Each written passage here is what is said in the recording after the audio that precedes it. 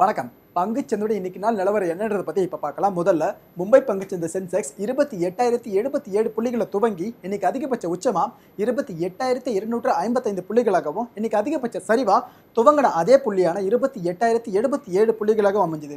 So இன்னைக்கு வர்த்தக நேர முடிவில் மும்பை பங்குச்சந்தை சென்செக்ஸ் 101 புள்ளிகள் ஏற்றம் கண்டு 28,179 புள்ளிகளை வர்த்தகம் நிறைவடைஞ்சது.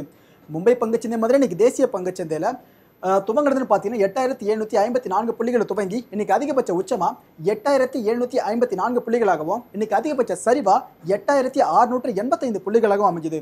ஸோ இன்னைக்கு வர்த்தக நேர முடிவில் தேசிய பங்குச்சந்தை நிஃப்டி 15 புள்ளிகள் ஏற்றம் கண்டு 8,708 புள்ளிகளை வர்த்தகம் நிறைவடைஞ்சது.